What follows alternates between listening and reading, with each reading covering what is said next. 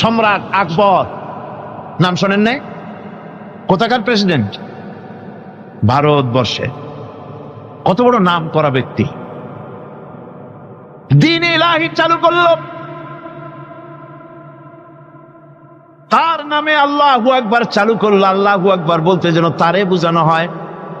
জিল্লে ইলাহি বলে ঘোষণা করা লাগলো তাকে। তার সামনে মাথা নত করার ব্যবস্থা করে দিল, কুর্নিশের ব্যবস্থা করে দিল। হযরতে মুজাদ্দিদ আল বিসানি রাহমাতুল্লাহ আলাইহি এর বিরোধিতা করলেন। বিরোধিতা করার পরে সম্রাট জাহাঙ্গীর তার জেলের মধ্যে ঢুকাই দিল।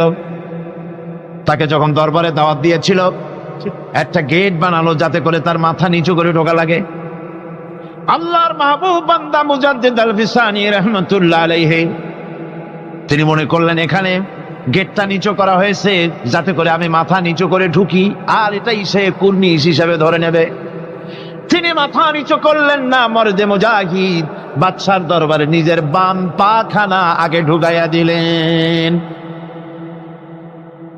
এই অপরাধে তাকে কারারুদ্ধ করা হলো। জেলখানার ভিতরে তিনি আছেন। কয়েক মাস পরে জেলার সাহেব চিঠি লিখেছেন বাদশার কাছে, যা বানান জেল তো হয় চোরের জন্য, ডাকাতের জন্য, বদমাশদের জন্য।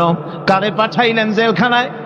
মুজাদ্দিদ আল বিসানি নামক যে ব্যক্তিকে জেলে পাঠিয়েছেন, তিনি আসার পরে কয়েক মাসে আমার জেলের মধ্যে চোর আর ডাকাত যা ছিল সব আল্লাহর ওলিতে পরিণত হয়ে গেছে।